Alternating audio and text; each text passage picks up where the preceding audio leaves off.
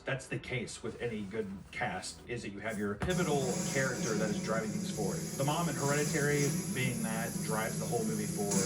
I mean, every show that you've seen, James Gandolfini, Bryan Cranston, goddamn right. It's like all of these things where you need that central character who just like, you're like, they got it. They know exactly what they're doing. Mia is dealing with the loss of her mom, and it's kind of her trying to fit in, but it all goes a little too far once this hand gets involved. I'm trying not to spoil anything because I really want you to experience yourself, but just know that the way that this goes about is so tastefully done. It's so interesting that it's just it's really good. I'm gonna go into a little bit of a spoilers here. Try not to spoil anything. There's one extremely visceral scene with Riley, who is Mia's friend's brother. They're very close, and he's kind of in this point at this party where he feels left out like her, and he wants to feel grown up. He wants to be a part of this situation. Obviously, a very dangerous thing. I mean, they're dealing with paranormal fucking craziness. And it's one of those things where the film is definitely leading you to be like, this isn't going to be good. This is not a good film. The whole movie has been, I wouldn't say necessarily too tame, because the movie opens with like a pretty gruesome suicide, but this scene with Riley and the way that the actor Joe Bird handled this scene was so horrifyingly graphic. But the beautiful thing about this movie is that it's like it's a different thing to set up something like the characters that you're like, oh, I know, I've met these people, I know, I've been with these people, and then whenever some crazy shit does happen, it feels like an atomic bomb going off in your face. That's an Oppenheimer reference. I'm definitely cool. Yeah, it's kind of like we wanted to make some like characters that you can relate to, and then when stuff happens, you feel it. You know, it's not just happening and then you're like, oh, okay, that's, you know, scary or gross, but it's not really, doesn't have an effect on you personally. We wanted to have characters, someone knows moments that go, because you know the family, you know the dynamic, and you know like, oh man, what's this going to lead to like, after this? Because like you know how much weight those moments carry, and then like the change moving forward. I find like Sophie's just so good at playing that, you know, all the actors that we got were amazing, but their casting was so important. Yeah. But like there's like how the relationship's changing because of that moment, you know. And if you've seen anything with Roger before, I mean, they're violent guys. They like filming like fights, violence. That's their foray. They love it. I mean, we've all seen the McDonald's video. Ronald beats the shit out of the kid. It's awesome. But because the whole movie isn't just in-your-face, visceral violence, the moments that it does happen, it hits so much harder and there's so much weight behind them. And also, we linger with this character. Riley, we see him and he's tortured. I mean, he looks so beat up. He feels so sorry for the mom. No, I'm not going to keep spoiling things, but it is wild. A little bit crazy. The original parts of the script were way more extreme. And it was that feeling back to not becoming shock horror or letting it be too gratuitous. Like, I'm not too big on torture porn and all that sort of stuff. Like, it's so fun to do in those lack of bits, but for this, like, we really wanted it to be based in like a reality and like have characters that we really care about it and not be like just shock value for the sake of shock value. Like, lots of those moments to carry weight. Yeah, you want those moments to be earnest, and when they are, don't shy away from them, but don't linger on them either. Yeah, just be gratuitous for gratuitous sake. It's like it's all tying back to the story, you know. And we could have made that scene go. And there was one other scene that there's like a scene where Mia goes to hell, and that scene went for 2 minutes and a half initially. We cut it down to 20 seconds, and we showed only glimpses of what we shot. Because it was way too fucked up. We shot some horrific shit, you know. Another notable thing about this movie too is that it's all Australian actors. Hearing the story of how Danny and Michael, you know, they got offered a large studio, I don't know if they want me to name who, was going to buy this film and make it, but they were going to have to take creative liberty, like take almost all the creative liberties out of it and change the vision of the film. So Danny and Michael made the film themselves, casted it all in Australia, which is where they're from, and it's a predominantly Australian film, which doesn't sound like a lot, but for overseas films to do well in the States, especially because people in the States are so fucking dense, they hear an accent, they're like, okay, why do they sound like that? What is that? Why is it so annoying? Like, their voices are grating in my head. So for them to take that risk and to have it pay off is just so fucking satisfying. It was risky. I was saying that, like, our lawyer said, because we have to put our fees back into the film to like make it happen and meet the budget. And then our lawyer was just like, 8% of Australian films make their budget back. So I was like for some reason, a lot of Australian cinema doesn't seem to translate well. It doesn't internationally, like, but that's the thing as well. It's like, but for us, we weren't making it to be like, oh, we're going to make some money off this. It's like, if we can make the movie 1% better by putting all our things in or whatever, like that's what we're going to do. And it felt right to have it in Australia with Australian accent. Yeah, yeah. And it was just, yeah, just because we wrote, yeah, even the dialogue is a lot like Australian-ish sort of like noise. But then also like our videos, we're Australian, we film in Australian stuff, we do a lot of pop culture stuff, but it's like an Australian channel, but our main audience isn't Australian. Our main audience is international. And like that's what we wanted the movie to be as well. Like we think it works internationally, not just niche Australian thing, you know?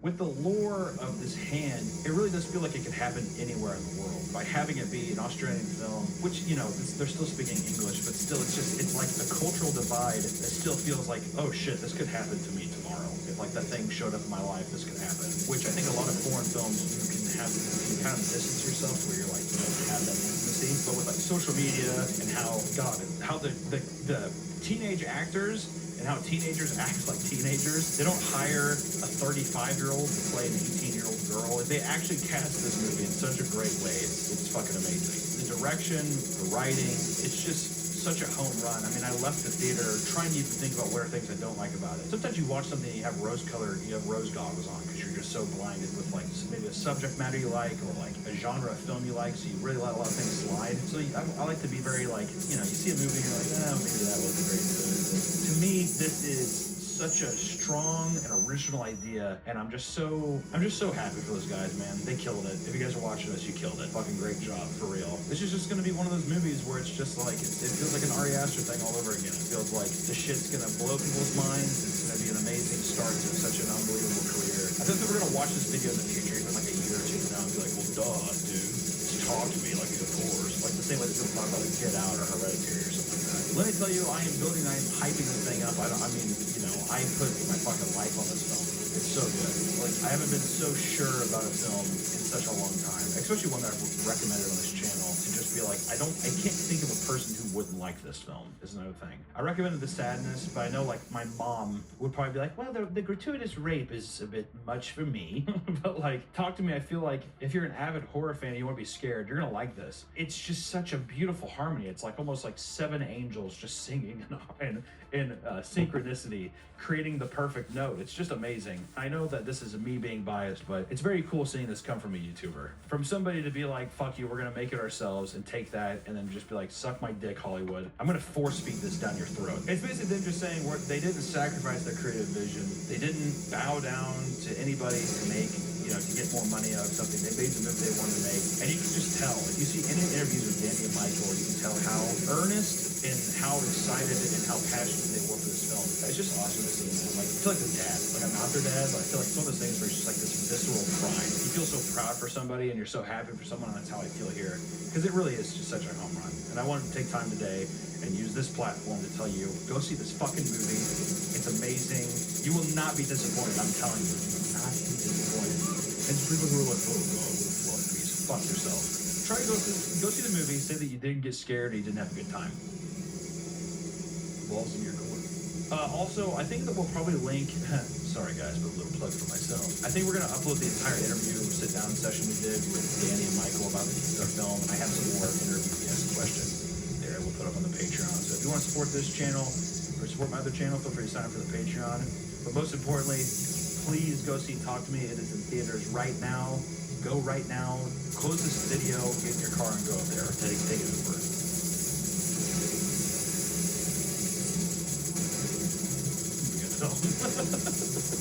All right, thanks guys. Bye.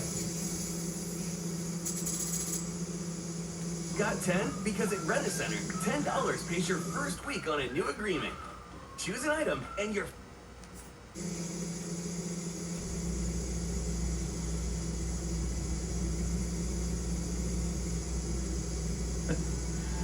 Man, it's crazy.